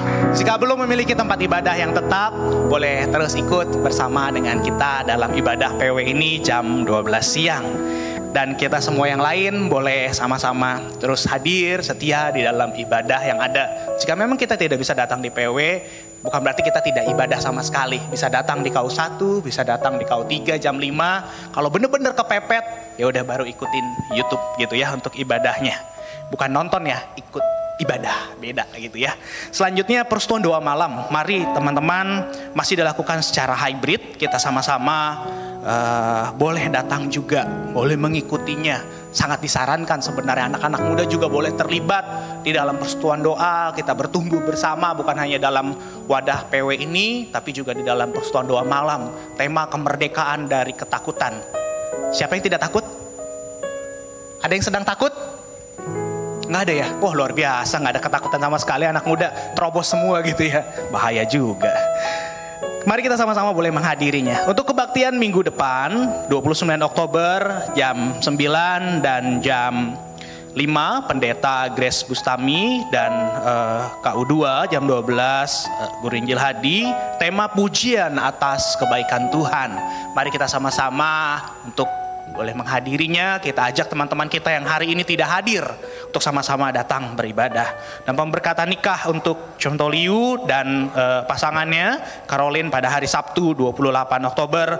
Mari kita sama-sama mendoakan untuk segala persiapannya juga boleh berjalan dengan baik. Dan formulir doa masih tetap ada. Jika teman-teman naik dulu, ada yang mengisi anak-anak muda juga. Mungkin boleh juga mengisi di sana untuk formulir doa, untuk didoakan tinggal nanti dicentang mau didoakan di tim hamba Tuhan atau untuk di hari Rabunya. Saya melanjut.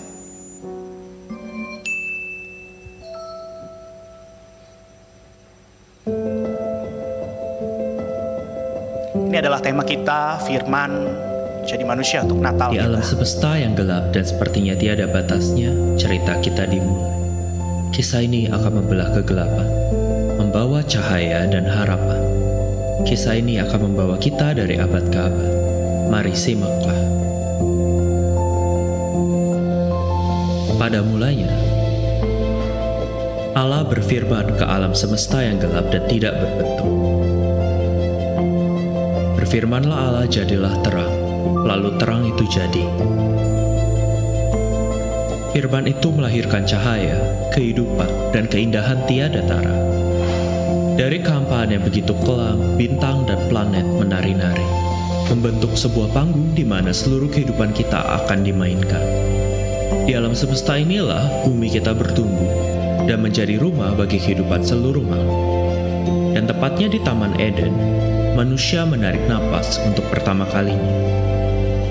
Dalam keindahan taman ini, Adam dan Hawa menikmati kedamaian dari Allah. Namun, teracuni oleh janji akan pengetahuan seperti Allah, mereka menyicipi buah pemberontakan. Firman Allah untuk pertama kalinya dilanggar oleh manusia. Tetapi pohon pengetahuan tentang yang baik dan yang jahat itu janganlah kau makan buahnya, sebab pada hari engkau memakannya, pastilah engkau mati. Dalam dunia penuh dengan terang yang Allah ciptakan, gelap dosa mulai merambat seperti ular. Kesalahan ini akan dirasakan sepanjang masa, membuat manusia semakin jahat. Seiring dengan berjalannya waktu, bayangan yang diciptakan oleh dosa semakin besar. Semakin tua usia bumi, semakin gelap bayangan dosa. Air yang semakin meninggi menggambarkan dosa manusia yang semakin banyak pula. Di tengah-tengah kekacauan ini, Nabi Nuh dan penumpang kapalnya adalah harapan terakhir manusia. Bergerak tanpa tujuan di tengah laut yang terbentuk akibat kejahatan manusia. Namun, Tuhan mengasihi manusia. Maka hujan pun reda, dan air pun kian surut. Firman Tuhan menjanjikan sebuah harapan baru untuk manusia. Tidak ada yang hidup yang akan dilenyapkan oleh air bah lagi, dan tidak akan ada lagi air bah untuk memusnahkan bumi. Perjalanan Nuh di tengah badai berakhir bahagia, namun apakah kebahagiaan ini dapat bertahan? Setelah kisah banjir besar, manusia berusaha mencari kesatuan dengan memiliki ambisi yang sama, yakni membuat menara Babel. Mereka berkeras untuk tidak mengisi bumi seperti yang difirmankan Allah. Beranak cuculah dan bertambah banyak, penuhilah bumi dan taklukkanlah itu. Namun, kesatuan mereka dipisahkan Allah seperti yang difirmankan Allah, melahirkan berbagai jenis bahasa dan memancarkan manusia ke berbagai pelosok bumi. Menara tersebut perlahan-lahan hancur, sama seperti manusia yang perlahan-lahan lupa akan firman yang dijanjikan kepada Nuh. Adakah pahlawan yang dapat kembali menyelamatkan manusia? Pergilah dari negerimu dan dari sanak saudaramu dan dari rumah bapamu ini ke negeri yang akan kutunjukkan kepadamu. Firman Tuhan berbicara kepada Abraham, memanggilnya untuk meninggalkan dunia yang bobrok dan berantakan. Ia dipanggil untuk berjalan menuju lokasi yang ia tidak ketahui. Ia dipanggil untuk menjadi bapa sebuah bangsa yang dijanjikan akan menjadi bangsa yang besar. Ia terus melangkah, melewati gurun, pegunungan, maupun laut. Sebuah perjalanan penuh dengan iman dan janji Tuhan. Di bawah terang bintang-bintang, cerita Abraham dibentuk. Perjalanannya akan menjadi kisah mengenai iman, pengorbanan, dan bimbingan Tuhan. Pada titik ini, iman Abraham diuji. Di titik paling krusial, suara dari langit menghentikan Abraham. Jangan bunuh anak itu dan jangan kau apa-apakan dia, sebab telah ku ketahui sekarang bahwa engkau takut akan Allah. Ia melihat domba yang diberikan Tuhan sebagai bukti imannya. Abraham merupakan seseorang yang mau mendengar dan mengikuti firman. Bapa orang percaya. Beberapa generasi setelah Abraham, Yusuf lahir sebagai anak kesayangan ayahnya. Namun hidupnya diputarbalikkan dari anak kesayangan menjadi seorang budak. Ia dipenjara karena ia melakukan hal yang benar. Namun di dalam penjara pun ia tidak pernah putus asa, karena ia tahu manusia boleh merekakan hal yang jahat tentangnya. Namun Tuhan mereka-rekanya untuk kebaikan. Semua terkesan baik-baik saja, namun apakah manusia dapat bertahan menjalankan firman Tuhan?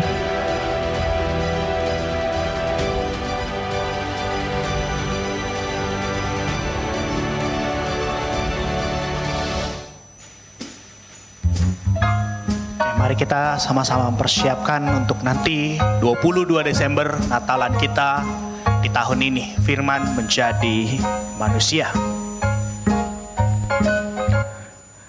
Next ada video lagi ya, Sen.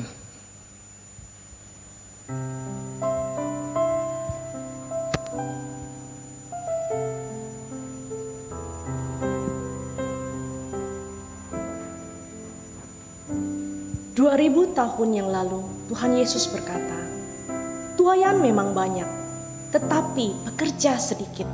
Matius 9 ayat 37. Sudah 2000 tahun berlalu, masih banyak orang yang belum mendengarkan kabar baik. Walaupun jumlah orang yang ke gereja sangat banyak, program-program juga banyak, tetapi pekerja sedikit. Mengapa? Tidak ada cukup pekerja dari masa ke masa.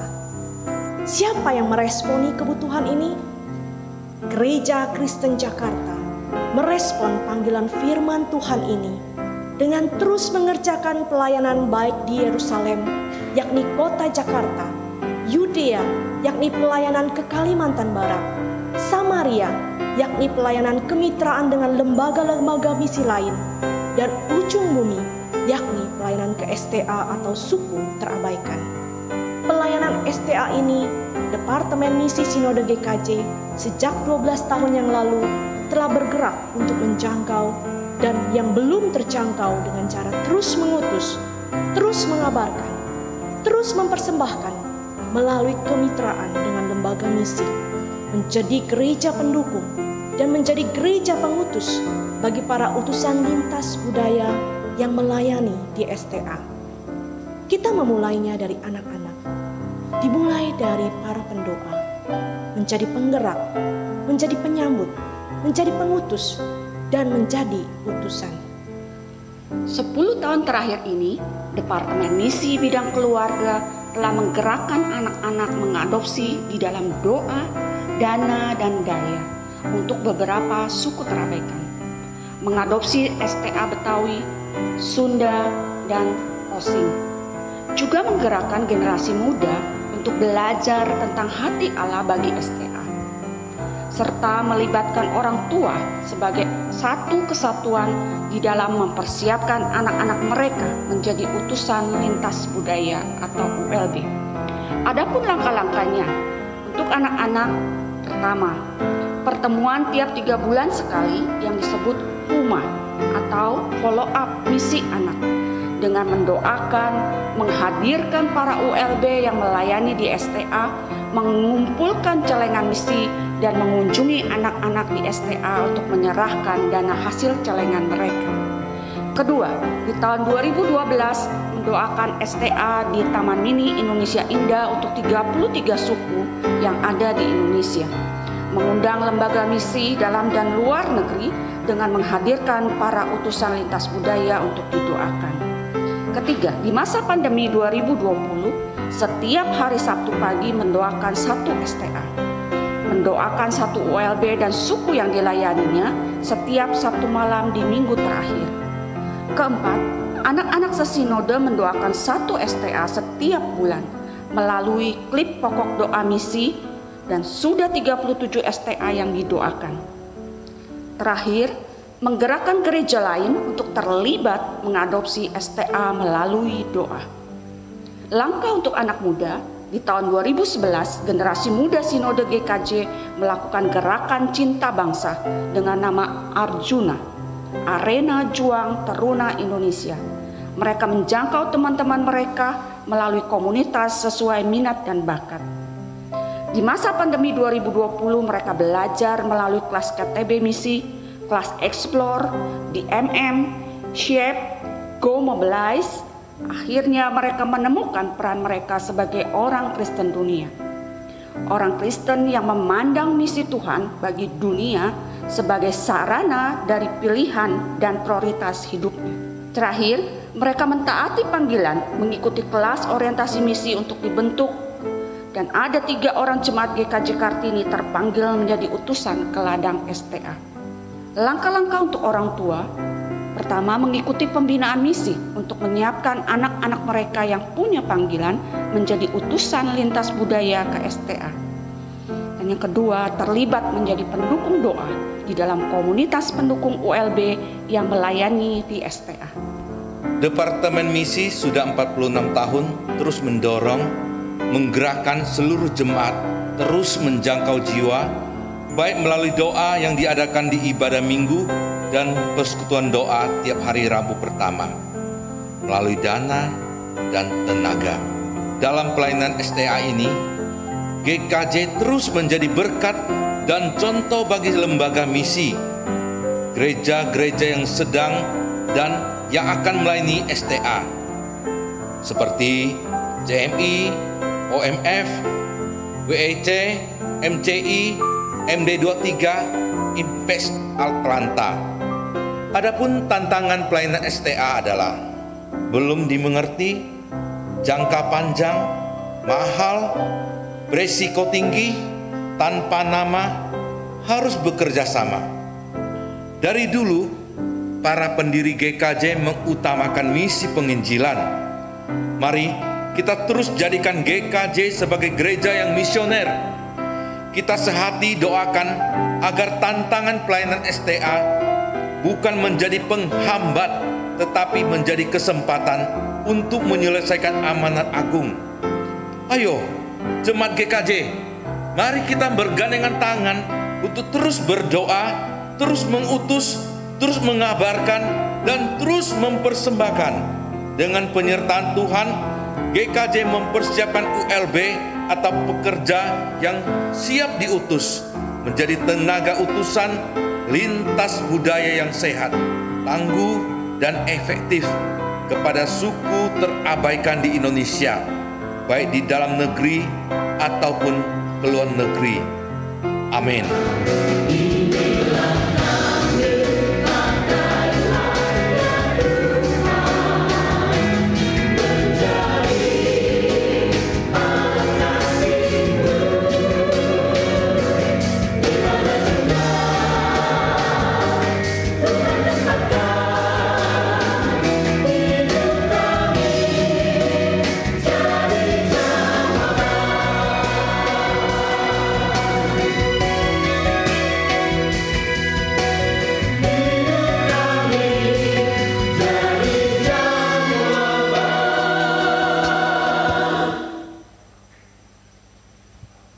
Ya, jemaat dikasih Tuhan, teman-teman, tadi kita sama-sama melihat video bagaimana kaleidoskop dalam pelayanan misi untuk GKJ.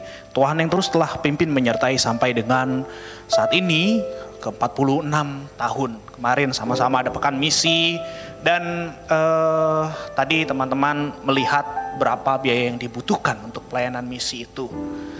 Kita ada mendukung dalam doa, dalam daya, dalam dana. Dan tadi teman-teman ketika teman-teman datang di dalam diselipkan di dalam amplop persembahan, apakah tadi teman-teman ada melihat ini? Tidak ada sama sekali. Enggak ada ya? Iya. Ya, ini yang belum ada, belum dapat siapa ya, teman-teman? Boleh tolong dibantu, Dik, ada di sini, Dik. Ada bolpennya juga di situ. Ya, teman-teman, kita sama-sama mau mendukung juga di dalam dana untuk pelayanan misi yang ada di Sinode GKJ kita. Ada beberapa nominal yang ada, dan ada juga di paling bawah adalah total persembahan dalam 1 tahun, berapa kali 12 bulan itu jadinya berapa gitu ya. Ya, setiap kita Tuhan bisa menggerakkan berapapun. Mungkin bilang, oh saya belum kerja, saya belum kerja Lause, saya belum kerja Pak. Siapapun kita belum kerja pun kita punya uang yang kita dapatkan dari uang jajan. Kita bisa mendukung mulai dari yang terkecil. Jika mungkin, paling kecil 10.000 kayaknya saya nggak sanggup. Bisa 5.000, bisa 2.000, tapi sesuai dengan kesanggupan, sesuai dengan kerelaan hati daripada teman-teman sekalian. Dan yang sudah mendapatkan, jika sudah untuk bolpennya juga, sebelum mengisi, saya mau mengajak kita sama-sama berdoa dahulu. Tuhan yang menggerakkan kita. Mungkin tahun lalu teman-teman sudah ada gitu ya, mengisi di dalam janji iman. Dan sekarang di tahun ini, untuk nanti di tahun 2024, janji iman misi yang ada untuk penginjilan. Kita akan sama-sama mendoakannya teman-teman. Yang sudah dapetin, kita boleh sama-sama berdiri ya. Mari kita sama-sama boleh berdiri. Jadi tahu kalau yang belum dapat berarti belum berdiri. Nanti bisa dibantu sama Diki untuk diberikan.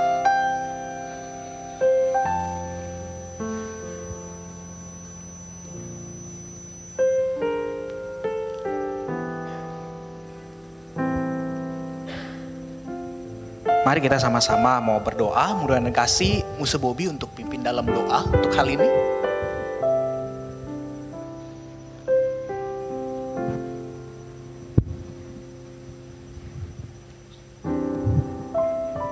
Yuk, mari kita berdoa ya. Kami bersyukur kepada Tuhan untuk semua berkat yang telah kami terima melalui apapun yang Tuhan beri. Dan hari ini kami juga mau belajar untuk berbagi. Supaya melalui apa yang kami peroleh, kami bisa menjadi perpanjangan tangan Allah. Memberitakan kasih Allah melalui sarana penginjilan yang sudah ada di dalam Departemen Misi GKJ ini. Supaya melaluinya Tuhan, nama Tuhan dipermuliakan. Ajar kami untuk memberi yang terbaik dari apa yang kami mampu. Hamba berdoa buat semua rekan-rekan di dalam seluruh aktivitas mereka, di dalam segala kebutuhan mereka. Kami percaya Tuhan akan cukupkan. Terima kasih Tuhan. Ini doa kami, demi nama Yesus kami berdoa. Amin. Ya, silakan. Ya, silakan duduk teman-teman. Teman-teman boleh mengisinya. Dan sambil mengisi saya juga mau menyampaikan pesan dari BPJ bagian misi. Bahwa beliau menanyakan apakah ada anak-anak muda dari tempat kita yang tergerak juga untuk pelayanan misi. Mungkin itu adalah mission trip ya. GKJ Tambora kemarin ada melakukan mission trip ya, Guru Injil Noptianus. Ada beberapa GKJ yang lain juga melakukan pelayanan mission trip. Mungkin dari kita memang belum secara khusus secara lokal. Menanyakan ini adalah untuk nanti kita bisa join di GKJ yang lain. Mungkin ikut di GKJ Tambora, mungkin ikut di GKJ Bandengan, ataupun ada beberapa GKJ yang lain, Season City, Kartini, entah itu di Kalimantan Barat, atau mungkin tadi kalau kita lihat itu ada pelayanan juga ke Kupang, ke Belu ya, itu ada yang pelayanan di sana. Mungkin mission trip itu kalau saya yang pernah saya alami itu kurang lebih 1 mingguan kita di sana. Waktu itu saya di Kalimantan 2 kali pelayanan mission trip. Waktu saya belum masuk STT ya teman-teman. Tapi jangan jadi takut gitu. Takutnya apa? Nanti saya ikut pelayanan mission trip sama kayak Kohadi lagi tiba-tiba jadi masuk STT. Enggak teman-teman. Kalau memang itu panggilan nggak masalah. Tapi ada juga yang panggilan tidak harus full masuk pelayanan full time sebagai hamba Tuhan. Tapi nanti di ladang teman-teman kalian, di sekolah, di tempat kerja itu pun bisa dalam pelayanan misi. Tadi kita melihat ada beberapa foto teman kita gitu ya. Mereka terakhir kemarin pelayanan ke Lampung ya, Pogi ya. Ada Pogi, ada Justin, mungkin Esa juga dulu pernah gitu ya. Ada beberapa yang lain pernah dalam pelayanan misi itu. Mereka secara khusus pelayanan misi untuk misi anak gitu ya. Mission trip kemarin di Lampung. Nah, nanti jika ada teman-teman yang dalam mendoakan, teman-teman tergerak juga untuk terlibat di dalam pelayanan misi, boleh menghubungi kepada saya ya teman-teman. Untuk secara waktu biasanya itu adalah kalau pelayanan misi di Jembatan 5 pas itu pas lagi liburan sekolah ya biasanya. Yang lain juga sama akan menyesuaikan supaya bisa pada ikut gitu. Jadi kalau memang tergerak selain dalam hal dana yang teman-teman isi, bisa juga dalam hal daya untuk terlibat secara langsung, terjun secara langsung dalam pelayanan misi yang ada. Ini yang boleh disampaikan. Jika masih mengisi, mungkin nanti kita bisa lanjutkan isi setelah ibadah kita selesai, teman-teman. Kita juga mau hari ini tadi kita udah ngelihat di sini ada apa, teman-teman? Kayaknya nggak semangat banget ya. HUT PW gitu ya teman-teman. Kita mengucap syukur Tuhan boleh menyertai untuk kita boleh yang ke-11 di tahun ini. Nah, mengundang dengan kasih untuk para hamba Tuhan, gembala sidang untuk boleh ke depan. Musa Bobi, si Muripka. Contohnya dia bisa nggak ya? Nggak usah ya udah. Contoh Noptianus, BPJ, Cialing, pengurus Diki, Kebi boleh turun lah. Nggak apa-apa. Ya, kita sama-sama berdiri yuk teman-teman. Kita sama-sama mau menyanyi untuk ulang tahun PW kita yang ke-11. Boleh tolong liriknya, Sam?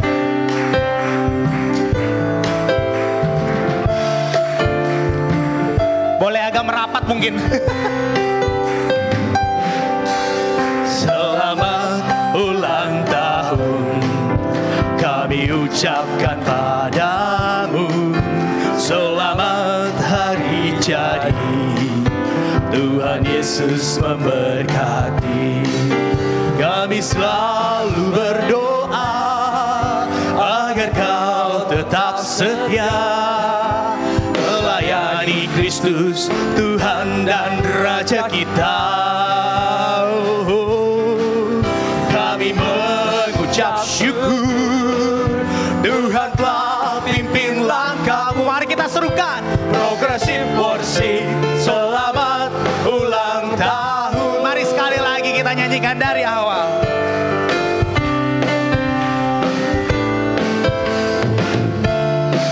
Selamat ulang tahun kami ucapkan padamu. Selamat ulang tahun kami ucapkan padamu. Selamat hari jadi, Tuhan Yesus memberkati. Kami selalu berdoa agar kau tetap setia melayani Kristus, Tuhan dan Raja kita. Kami mengucap syukur, Tuhan telah pimpin langkahmu. Progressive Worship, selamat ulang tahun. Kami selalu berdoa. Musa Bobi boleh tolong nyalakan lilinnya. Nyalakan lilinnya. Agar kau tetap setia melayani Kristus, Tuhan dan Raja kita. Kami mengucap syukur, Tuhan telah pimpin langkahmu. Progressive Worship, selamat ulang tahun. Progressive Worship, Progressive Worship, Progressive Worship, selamat ulang tahun. Ya,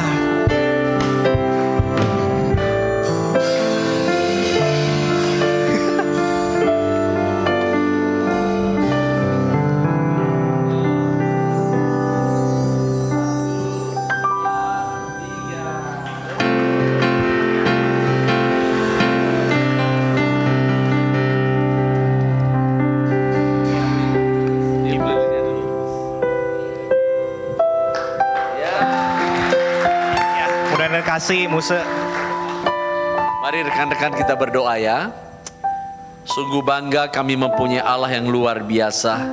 Engkau telah memberkati perjalanan dari anak-anakmu Youth Progressive Worship, khususnya di dalam setiap anugerah demi anugerah yang kau berikan, sehingga mereka dapat menjejaki di tahun yang ke-11 ini. Mau berdoa buat semua, baik guru Injil Hadi, rekan-rekan pengurus dan seluruh rekan aktivis dan semua jemaat youth, Engkau memberkati mereka. Biar di dalam usia yang ke-11 tahun ini mereka semakin gigih memperjuangkan kesatuan, bergandengan tangan untuk memajukan komisi ini untuk kemuliaan Allah. Terima kasih Tuhan, sekali lagi kami bersyukur untuk kemurahan Tuhan. Demi nama Yesus kami sudah berdoa, amin.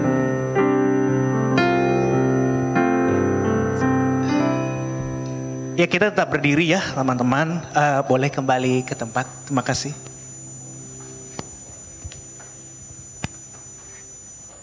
Kita akan sama-sama mengakhiri ibadah kita pada siang hari ini. Doksologi, pengutusan dan doa berkat oleh hambanya Gembala Sidang kita, Pendeta Bobi Mesa.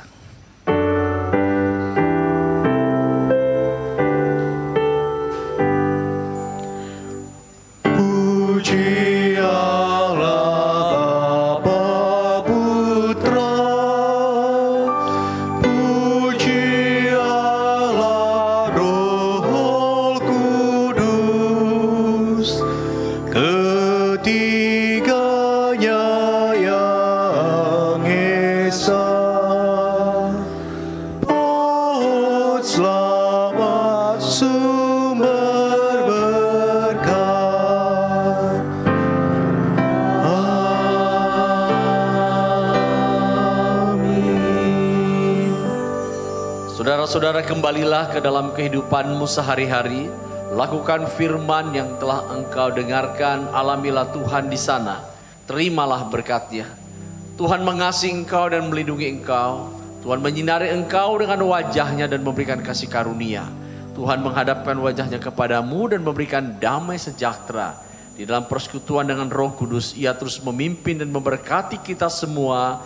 Mulai hari ini sampai Maranatha Tuhan datang kedua kali. Amin. Amin.